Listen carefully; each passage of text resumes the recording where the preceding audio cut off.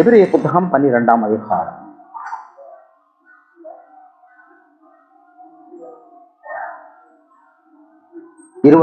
முதல் அவருடைய சத்தம் அப்பொழுது பூமி அசைய பண்ணிற்று. இன்னும் ஒரு தரம் நான் பூமியை மாத்திரமல்ல வானத்தையும் அசைய பண்ணுவேன் என்று அப்பொழுது வாக்கு தத்தம் செய்திருக்கிறார். அவருடைய சத்தத்தினால் பூமியை அசைந்தது. அதை நாம் ஆதியாகமத்தில் பார்க்கிறோம், யாத்திராகமத்தில் பார்க்கிறோம். ஆனால் திரும்ப ஆண்டவர் சொல்கிற காரியமோ, இன்னும் ஒரு தரம் நான் பூமியை மாத்திரமல்ல வானத்தையும் அசைய பண்ணுவேன் என்று இப்பொழுது வாக்கு தத்தம் செய்திருக்கிறார். அதை நாம் 2 பேதுரு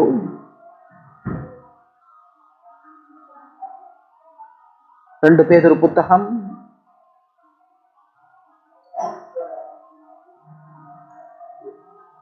3ஆம் அதிகாரம் 2 பேதுரு புத்தகம் 3ஆம் அதிகாரம். கர்த்தருடைய நாள் இரவிலே திருடன் வருகிற விதமாய் வரும். அப்பொழுது வானங்கள் மடமடவென்று அகன்று போகும், பூதங்கள் வெந்து உருகி போகும், பூமியும் அதில் உள்ள கிரியைகளும் எரிந்து போகும். ஆகவே தேவன் சொல்கிறார், நான் சத்தத்தினால் தேவன் பூமியை அசைக்க பண்ணின தேவன் இப்பொழுது அவர் வானத்தையும் அசைக்க இருக்கிறார். அதை சீக்கிரத்தில் அது இருக்கிறது என்பதை தேவன் எச்சரிக்கையோடு பேசுகிறார். மட்டுமல்ல, 27ஆவது வசனம், இன்னும் ஒரு தரம் என்கிற சொல்லானது அசையாதவைகள் நிலைத்திருக்கத்தக்கதா. எது அசையாதவைகள்? 2ஆக பிரிக்கப்படுறது. அசைந்து போகிறவைகள் பூமிக்குரியவைகள், அசையாதவைகளோ பரத்துக்குரியவர்கள். ஆண்டவர் சொல்கிறார், இன்னும் ஒரு தரம் என்கிற சொல்லானது அசையாதவைகள் நிலைத்திருக்கத்தக்கதாக அசைவுள்ளவைகள் உண்டாகப்பட்டவைகள் போல் மாறிப்போம் என்கிறார். இங்கே நாம் காண்கிற பூமியில் உள்ள எல்லா பூமியில் மகிமைக்குரிய சகல காரியங்களும் ஆண்டவர் சொல்வது எல்லாம் அசைந்து போகும். மட்டுமல்ல, நம்முடைய மனுஷர்களுக்கு மேன்மையான காரியங்கள், இந்த பூமியில் மனுஷர்கள் வாஞ்சிக்கிற காரியங்கள், இந்த பூமியில் இதை பெற்றுக்கொள்ள வேண்டும் என்று ஏக்கமாக இருக்கிற காரியங்கள், இவை எல்லாமே அசைக்கப்படுகிற காரியங்கள். மட்டுமல்ல, அது உண்டாக்கப்பட்டவர்கள் போல அது எல்லாம் மாறி போகும். ஆதலால் நமக்கு இப்போது ஆண்டவர் சொல்லுகிறார், ஆதலால் அசைவில்லாத ராஜ்யத்தை பெறுவாகிய நாம் பயத்தோடும் பக்தியோடும் தேவனுக்கு பிரியமாய் ஆராதனை செய்யும்படி கிருபையை பற்றி கொண்டிருக்க கடவோ. நம்முடைய தேவன் பட்சிக்கிற அக்கினியாயிருக்கிறாரு. ஆகையால் இப்படிப்பட்ட மிகப்பெரிய எச்சரிக்கை ஆண்டவர் கொடுத்து கொண்டு, நீங்கள் உங்களுடைய பார்வைக்கு மேன்மையாக தென்படுகிற இந்த பூமியில் உள்ள எல்லாமே அசைந்து போகும், அது உருவிழந்து போகும், அது மாறி போகும். இதெல்லாம் மனுஷனுடைய பார்வைக்கு மேன்மையானவைகள். ஓகே. ஆனால் ஆகவே நமக்கு தேவன் கொடுத்திருக்கிற காரியமோ, நம்மை அழைத்திருக்க அழைப்போ அசைந்து போகிற வேலை அல்ல. தீராத தாகத்தோடும் வாஞ்சையோடு ஏக்கத்தோடும் அசையாத ராஜ்யத்தை தேடுங்கள். இந்த ரகசியத்தை அறியாத பூமியிலுள்ள ஜனங்களுக்கு அதனுடைய மேன்மை தெரியாது. உங்களுக்கு, என் பிள்ளைகளாகிய உங்களுக்கு என் மேலே நான் அநேக நேரத்தில் வெளிப்படுத்தி இருக்கிறேன். ஆகவே அசைகின்ற இந்த ராஜ்யத்தை விட்டு விலகி ஏக்கத்தோடும் தாகத்தோடும் நீங்கள் அசையாத ராஜ்யத்தை தேடுங்கள். பூமிக்குரியவள் அல்ல, பரத்துக்குரியவர்கள் வாஞ்சியுங்கள். அதற்காக சொல்ல என்ன செய்ய வேண்டும்? ஆதலால் அசைவில்லாத ராஜ்யத்தை பெறுவர்களாகிய நான் இப்பொழுது அந்த அசைவில்லாத ராஜ்யத்தை பெற்றுக் கொள்வதற்காக நம்மை நாம் ஆயத்தப்படுத்தி கொண்டிருக்கிறோம். நாம் பயத்தோடும் பக்தியோடும் தேவனுக்கு பிரியமாய் ஆராதனை செய்யும்படி கிருபையை கற்றுக்கொள்வோம். பார்த்தீங்களா? தேவனுக்கு செய்ய வேண்டிய பிரியமான ஆராதனை என்னது? அந்த அசையாத ராஜ்யத்தை நாம் சுதந்திரிப்பதற்காக தேவனுக்கு அவர் சொல்றார், எனக்கு ஒரு பிரியமான ஆராதனை உண்டு, அந்த ஆராதனையோட நீங்கள் கடந்து வாருங்கள், அப்போது அந்த ராஜ்யத்தை சுதந்திரிப்பீர்கள். அதை நாம் அந்த பிரியமான ஆராதனை நமக்கு தெரியும் என்னதென்று. ரோமர் புத்தகம் 12ஆம் அதிகாரம். ரோமர் புத்தகம் 12ஆம் அதிகாரம். அப்படி இருக்க சகோதரரே, நீங்கள் உங்கள் சரீரங்களை பரிசுத்தமும் தேவனுக்கு பிரியமான, அதான் அங்கு சொல்லப்பட்ட காரியம், தேவனுக்கு பிரியமான ஜீவபலியாக ஒப்புக் கொடுக்க வேண்டும் என்று தேவனுடைய இரக்கங்களை முன்னிட்டு உங்களை வேண்டிக் கொள்கிறேன். இதுவே நீங்கள் செய்யத்தக்க புத்தியுள்ள ஆராதனை. பழைய காலத்தில் நாம் பார்க்கிறோம், தேவனை பிரியப்படுத்துவதற்காக பறவைகள், மிருகங்கள், காய்கள், கனிகள் இவைகளை அர்ப்பணித்து தேவனை பிரியப்படுத்தினார்கள். ஆனால் அவருடைய அழைப்போ அசைகின்ற ராஜ்யத்திற்கு. தேவனுக்கு பிரியமானவர்களை தேவன் பழைய ஏற்பாடில் அநேக ஐஸ்வர்யங்களினால் நிறைத்தார். நம்முடைய அழைப்பு அந்த அழைப்பு அல்ல, அழைப்பு அசையாத ராஜ்யத்தை சுதந்திரிக்கும்படியான அழைப்பு. ஆகவே தேவன் சொல்கிறார், நான் விரும்புகிற பலியோ ஆடுகளோ மாடுகளோ கனிகளோ காய்கறிகளோ அல்ல, நான் விரும்புவதோ உங்களது சரீரத்தை நீங்கள் பரிசுத்தமும் தேவனுக்கு பிரியவுமான ஜீவ வழியாக ஒப்புக் கொடுக்க வேண்டும் என்று ஆண்டவர் கேட்கிறார். இதுவே புத்தியுள்ள ஆராதனை. மட்டுமல்ல, நீங்கள் இந்த பிரபஞ்சத்திற்கு ஒத்த வேஷம் தெரியாமல் இந்த அசைகின்ற ராஜ்யத்தை தேடுவதற்காக, இதை சுதந்திரிப்பதற்காக, இதை பெற்றுக் கொள்வதற்காக நம்மளை பார்க்கிறோம். எவ்வளவு விதமான எப்படிப்பட்ட வழிகளை ஜனங்கள் கண்டு கொண்டிருக்கிறார்கள். குறுக்கலான வழிகள், ஒத்த வேஷம் தரிக்கிற வழிகள், மண்ணோடு மண்ணாய் அழிந்து உருகி போகிற மாறி போகிற இந்த அசைகின்ற ராஜ்யத்தை தேடுவதற்காக தேவனைய மனிதனுக்கு எப்படிப்பட்ட வழியை கையாளுகிறார்கள். ஆனால் ஆண்டவர் சொல்கிறார், அந்த அசையாத ராஜ்யத்தை நீங்கள் சுதந்திரிக்க வேண்டும் என்றால் உங்களுடைய மனம் புதிதாய் மறுரூபமாக வேண்டும். உங்களுடைய மனம் பூமிக்குரிய அல்ல, உங்களுடைய மனமோ there must be a transformation in your mind. உங்களுடைய மனம் பூமிக்கு தேடுதலை விட்டு நாளுக்கு நாள் மறுரூபமாகி பரலோக சிந்தையாக மாறிக்கொண்டே இருக்க வேண்டும். அதே சொல்கிறார், நீங்கள் இந்த பிரபஞ்சத்திற்கு ஒத்த தேசம் தெரியாமல் தேவனுடைய நன்மையும் பிரியமும் பரிபூர்ணமான சித்தம் என்னதென்று பகுத்தறியத்தக்கதாக உங்கள் மனம் புதிதாகிறதுனாலே நீங்கள் மறுரூபமாகுங்கள். இதே சரீரத்தோடும் இதே மாம்சத்தோடும் இதே சுயபலத்தோடு இருந்து கொண்டு ஒரு நாளும் அசையாத ராஜ்யத்தை சுதந்திரிக்கவே முடியாது. இதற்கு ஒரே ஒரு வழி, நமக்குள் இருக்கிற சுய ஜீவன், சுய பலம். எவ்வளவுக்கு எவ்வளவாய் சுய ஜீவனை நாம் இழக்கிறோமோ, அன்றைய சிலுவை மரணத்தின் மூலம் எவ்வளவுக்கு எவ்வளவாய் சுய ஜீவனை இழக்கிறோமோ, சுய ஜீவனை இழக்க இழக்க கிறிஸ்துவின் ஜீவனை நாம் சுதந்திரிக்கிறோம். அந்த ஜீவன் தான் நமக்கு அசையாத ராஜ்யத்தை தேடுகிற அந்த தாகத்தையும் வாஞ்சையும் நமக்குள் கொண்டு வருகிறது. மட்டுமல்ல, அந்த ஜீவன் தான் கிறிஸ்துவின் சாயலியை பிரதிபலிக்கப்படுகிறது. ஆகவே இந்த நாட்களிலாவது நாம் தெரிந்து கொள்வோம், நம்முடைய அழைப்பு எவ்வளவு மிகப்பெரிய அழைப்பு. இதற்கு ஒரே ஒரு வழி, நம்முடைய சுயத்தினால் இக்காரியம் முடியாது, நம்முடைய சுய பலத்தினால் முடியாது. எவ்வளவுதான் நீங்கள் ஜபங்கள் உபவாசங்கள் இருந்தாலும் அதற்கு ஒரே ஒரு வழி, கிறிஸ்துவின் ஜீவன், பரிசுத்த ஆவியின் நிறைவு, அந்த அபிஷேகத்தை சுதந்திரித்துக் கொள்வது. நாம் அல்ல, நமக்குள் வாசல் செய்கிற தேவ ஆவியானவர் நமக்குள் தாகம் அதிகரிக்க நமக்கு தாகத்தின்படி, நம்முடைய வாஞ்சையின்படி வாக்கு கடங்கா பெருமுச்சக்களோட தேவனை நோக்கி அபயமிட்டு அந்த அசையாத ராஜ்யத்தை சுதந்திரிக்கும்படி அந்த ஆவியானவர் நம்மை வழி நடத்துகிறார். ஆகவே இந்த நாட்களிலாவது நாம் நம்ம சரீரம் பூமியில் இருந்தாலும் நம்முடைய தாகமும் வாஞ்சையும் ஏக்கமெல்லாம் பரலோக ராஜ்யம், அசைவில்லாத ராஜ்யம், அழியாத ராஜ்யத்தை தேடுவோம். அதற்காக அந்த பரிசுத்த ஆவியின் அந்த அபிஷேகத்தை, அந்த நிறைவை இன்னும் அதிகமாய் நாம் வாஞ்சிப்போம். கொலோசேயர், இந்த துக்கமான ஒரு காரியம் அநேகருடைய வாழ்க்கையில், அதாவது எலியா, தேவ மனுஷனாய எலியா, நமக்கு தெரியும், அவன் ஜெபித்த போது 3.5 வருடங்கள் மழை பெய்யாதவாறு இஸ்ரவேல் தேசத்தில் வானம் அடைக்கப்பட்டிருந்தது. அதே போல ஒரு துரதிருஷ்டமான ஒரு காரியமோ, அநேக கிறிஸ்தவர்கள் தங்களது மாம்சத்தை பலத்தின்படி இந்த பூமிக்கு தேடி அசைகின்ற ராஜ்யத்தை ருசித்து பார்க்கிற இந்த வாழ்க்கையை விட்டு மேலான ஒரு வாழ்க்கை, அசையாத ராஜ்யத்தை தேடுவதற்கான அந்த பரிசுத்த ஆவியின் மீதுள்ள தாகம் அநேகருக்கு இல்லை. அவர்கள் தாகம் இல்லாத நிமித்தம் எலியாவின் காலத்தில் வானம் அடைக்கப்பட்டது போல் இந்த நாட்களிலும் பரத்தில் வருகிற ஜீவ தண்ணீர் அவர்களுக்கு மேல் வராதபடி அவர்களுக்கு வானம் அடைக்கப்பட்டிருக்கிறது. ஆக இந்த நாட்களிலாவது நாம் கதறுவோம், ஆண்டவரே உதவி செய்யும், நாம் சிந்தையிலும் என் செயலிலும் நான் மறுரூபமாகிற வாழ்க்கை வாழ வாஞ்சிக்கிறேன் ஆண்டவரே. ஆகவே எனக்காக அந்த வானத்தை திறந்தரலும், அந்த அக்கினி மழை என் மீது வரட்டும் ஆண்டவரே.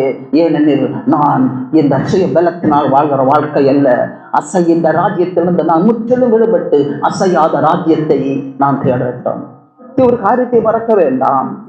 பரலோக ராஜ்யத்தின் வாழ்க்கை என்பது நித்திய ஜீவன். அந்த வாழ்க்கை என்பது பரலோகத்துக்கு போன பிற வாழ்கிற வாழ்க்கை அல்ல. அநேக கிறிஸ்தவர்கள் நினைத்துக் கொண்டிருக்க அப்படி அல்ல. அந்த வாழ்க்கை என்பது நான் பூமியில் இருக்கும் போதே தீராத தாகத்தினால் பலவந்தம் பண்ணி நாம் சுதந்திரித்துக் கொள்கிற வாழ்க்கைதான் அந்த வாழ்க்கை. பரலோகத்துக்கு போன ஒரு சுதந்திரிக்கிற வாழ்க்கை அல்ல, இங்கே சுதந்திரித்துக் கொண்டு பரலோகத்துக்கு சென்று அது வாழ்கிற ஒரு நித்தியமாக வாழப்போகிறோம். கொலோசியர் 3ஆம் அதிகாரம்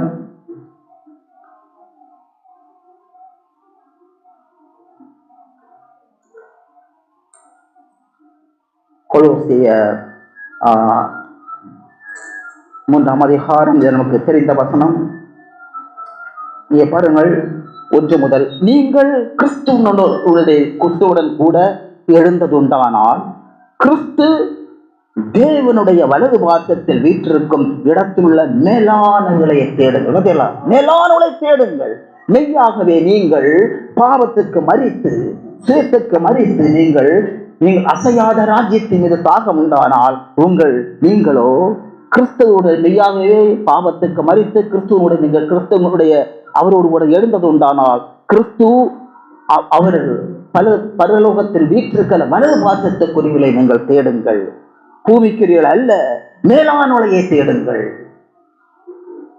பூமியில் உள்ள அல்ல, மேலாளை நாடுங்கள். ஏனென்றால் நீங்கள் மரித்தீர்கள், உங்கள் ஜீவன் கிறிஸ்துவுடனே தேவனுக்குள் மறைந்திருக்கிறது.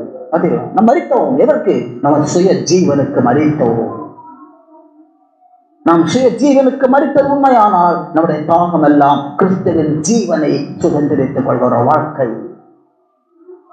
எவ்வளவு அதன் மீது தீராத தாகமாயிருக்கிறோமோ மெய்யாகவே சொல்ல முடியும். நம்முடைய தனிப்பட்ட வாழ்க்கையில், குடும்ப வாழ்க்கையில், அநேக சூழ்நிலைகளில், மனைவி பிள்ளைகளின் மத்தியில் கிறிஸ்துவின் ஜீவன் ஆண்டவரை வெளிப்பட பண்ணுவார். நம்ம வேதத்தில் பார்க்கிறோம், எலியா, வல்லமையான தேவமனுஷனாக எலியா, தேவமனுஷனாக ஈனாக்கு, பழைய காலத்தில் வாழ்ந்தவர்கள். பழைய காலத்தில் வாழ்ந்திருந்தாலும் பாருங்கள், இந்த அசையாத ராஜ்யத்தை பற்றி அதிகமான வெளிச்சம் அவர்கள் இல்லாதிருந்தாலும் ஒரு தாகம், தீராத தாகத்தின் நிமித்தம், வாஞ்சை நிமித்தம் தேவன் அவர்களுக்கு வெளிப்படுத்துகிறார். அப்படி தாகம் உள்ளவர்களுக்கு பழைய ஏற்பாடுகளை வெளிப்படுத்துகிறார். அதன் நிமித்தம் அவருடைய தீராத தாகம், மேலானவளை தேடுற தாகம், வாஞ்சை அதிகரிக்க என்ன நடந்தது பார்த்தீங்களா? ஒரு நாள் அவர்களுக்கு பரலோகம் திறக்கப்பட்டது, ஜீவனோடு எடுத்துக் கொள்ளப்பட்டார்கள். ஆனால் அதே பார்க்கிற மோசையுடைய சபையில் இருந்தவர்கள் யாரு?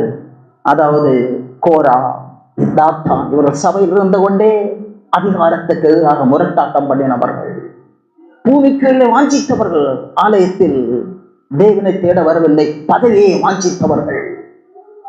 என்ன நடந்தது? இவருடைய அந்த முரட்டாட்ட ஆவிய நிமித்தம் இவர்கள் சபையில் இருந்து கொண்டு பரத்தக்கூடியது அல்ல, பூமிக்குள்ள வாஞ்ச நிமித்தம், அவருடைய வாஞ்ச நிமித்தம் ஒரு நாள் பூமி பிளந்தது, ஜீவனோடு எடுத்துக் கொள்ளப்பட்டார்கள். நாம் எதை வாஞ்சிக்கிறோம் அதையே தேவன் செய்கிறார்.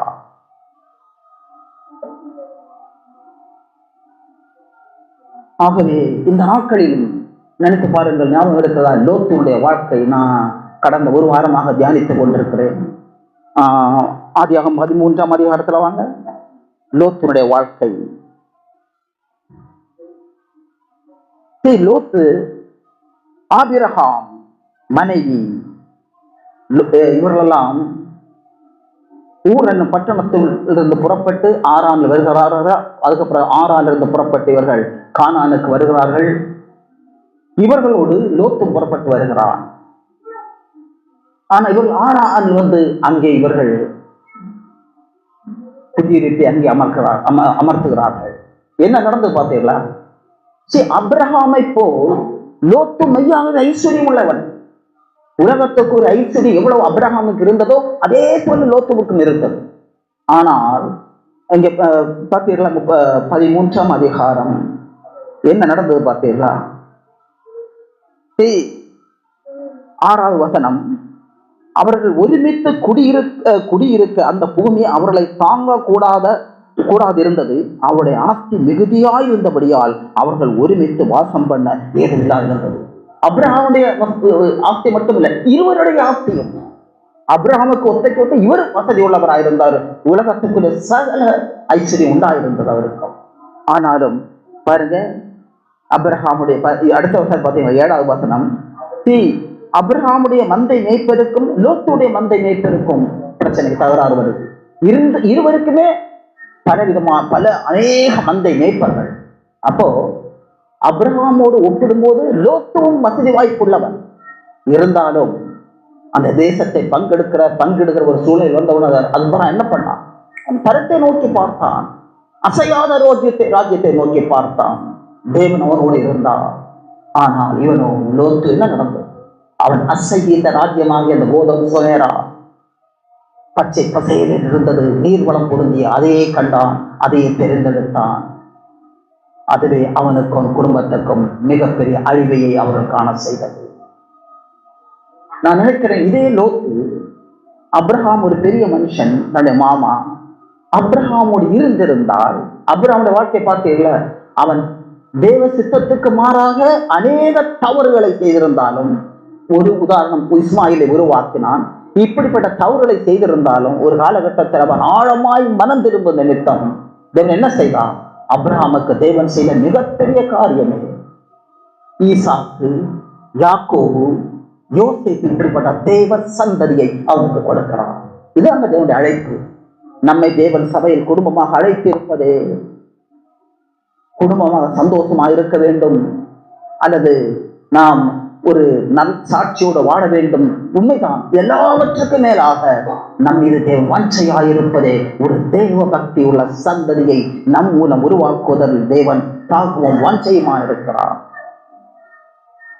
ஆனால் லோத்து மட்டும் அப்ரஹாமை விட்டு பிரியாமல் இருந்திருந்தால் பாரபட்சமற்ற தேவன். லோத்துடைய முடிவு பார்த்தீங்களா? எவ்வளவு அருவருப்பான முடிவு. வேதத்தில் இவ்வளவு அருவருப்பான முடிவு எந்த மனுஷன் ஒருவருடைய வாழ்க்கையை பார்க்க முடியாது. ஆனால் அவன் போகாமல் இருந்திருப்பானால் நிச்சயமாகவே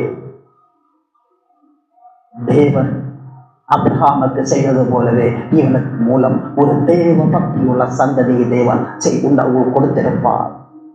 அசைந்து போகிற, உருமாறி போகிற, அழிந்து போகிற ராஜ்யத்தை தனக்கு என்று தெரிந்து கொண்டு கடைசியில் அந்த குடும்பமே அந்த அழிவுக்கு ஆளானது. ஆகவே இந்த நாட்களிலும் தேவனுடைய அழைப்பு எவ்வளவு மேன்மையான அழைப்பு என்பதை நாம் பார்ப்போம். 2 ராஜாக்கள் 2ஆம் அதிகாரம்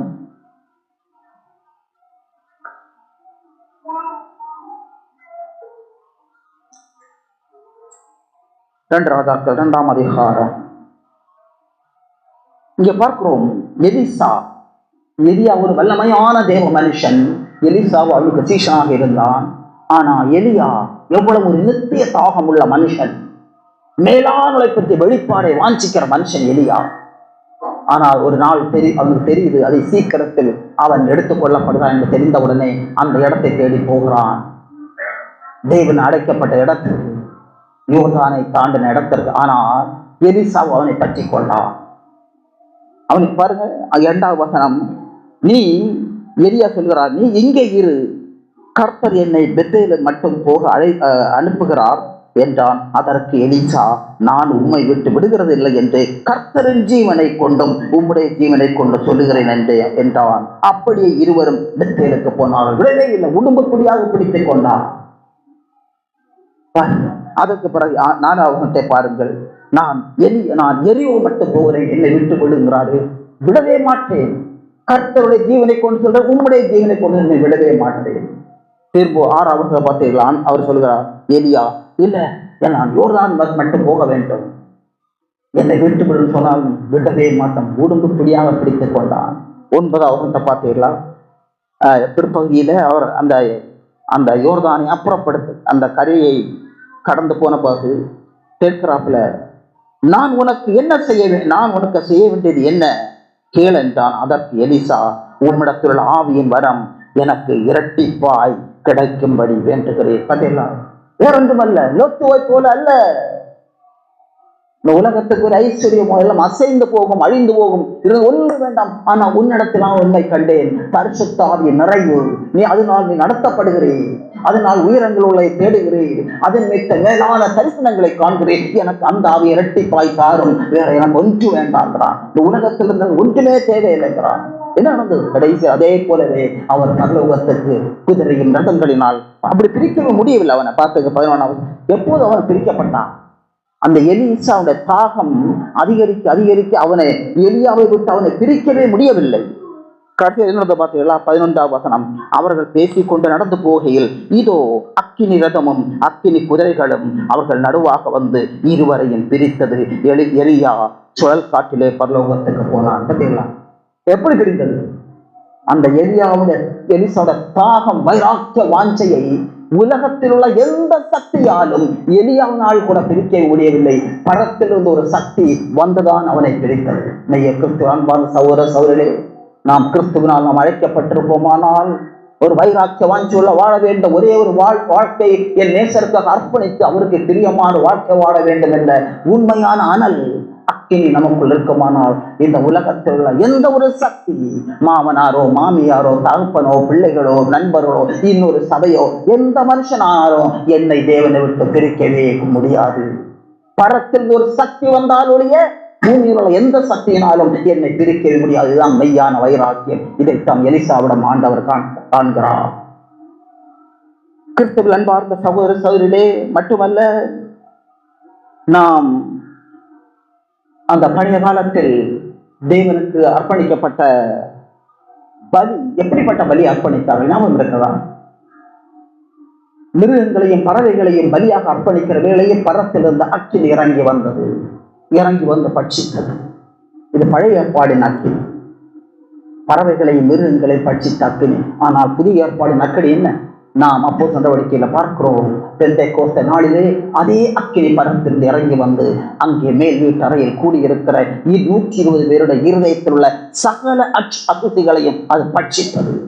பட்சித்து போட்டவுடனே அவர்கள் பரிசுத்த நாவினால் தேவனை துதித்தார்கள். இதற்காக நாம் அழைக்கப்பட்டிருக்கிறோம். பழைய ஏற்பாடின் அக்கினி எல்லா ஆண்டவரே உதவி செய்யும், பரத்திலிருந்து வரட்டும். இந்த அக்கினி எனக்குள் வந்து எனக்குள் இருக்கிற சகல அசுசிகளையும் பட்சித்து என்னை ஆழமாய் சுத்திகரிக்கட்டும். என் வாயின் வார்த்தையிலும் என் செயலிலும் என் சிந்தையிலும் ஆண்டவரே ஒரு பரலோக சாயல் வெளிப்படட்டும். எவ்வளவுக்கு எவ்வளவாய் நாம் வாஞ்சிக்கிறோமோ, எவ்வளவுக்கு எவ்வளவாய் நாம் தாகிக்கிறோமோ, நிச்சயமாகவே தேவன் அதை நமக்கு செய்வார். கடைசியாக நான் ஒன்றை சொல்கிறேன். இதற்காக தேவனுடைய அழைப்பை பாருங்கள். எபேசியர் புத்தகம் தேவனுடைய அழைப்பை, இப்படிப்பட்ட வாழ்க்கை வாழ்வதற்கு தேவன் நம்மை எப்படி அழைத்திருக்கிறார். எபேசியர் புத்தகம் 4ஆம் அதிகாரம். இப்படிப்பட்ட நீங்க செய்தியை கேட்டீங்க, ஆனாலும் இப்படிப்பட்ட வாழ்க்கையை வாழ்வதற்கு நாம் என்ன செய்ய வேண்டும் என்பதை பவுல் சொல்லுகிறார்.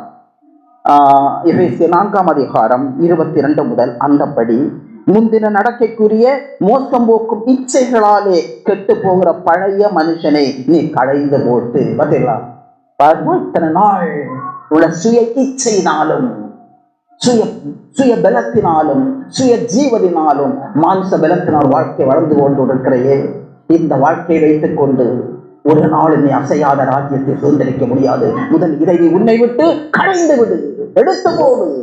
இந்த பழைய மனுஷனை நீ களைந்து போட்டு உங்கள் உள்ளத்தில் புதிதான ஆவியுள்ளவர்களாகி பரிசுத்த ஆவி நம் இருதயத்தில் வந்து நம்மை சகல அசுசிகளை பட்சித்து போடுகிற அந்த அக்கினியை பெற்றுக்கொண்டு மெய்யான நீதியிலும் பரிசுத்தத்திலும் தேவனுடைய சாயலாக சிருஷ்டிக்கப்பட்ட புதிய மனுஷனை தரித்துக் கொள்ளும். யார் அந்த புதிய மனுஷன்?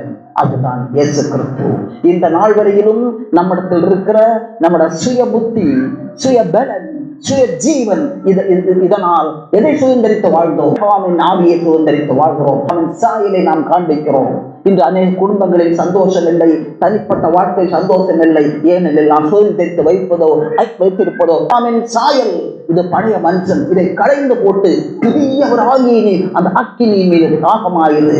அது உனக்குள் வருகிற வேலையிலே அது நீயோ உன்னை வேற ஒரு மனுஷனாக புதிய மனுஷனாக மாற்றும். அந்த புதிய மனுஷனாகிய நீயோ எல்லா இடத்திலும், சபையிலும், தனிப்பட்ட வாழ்க்கையிலும், குடும்பத்திலும் கிறிஸ்துவின் சாயலை பிரதிபலித்து அவரை மகிமைப்படுத்துவாள். ஆமென்.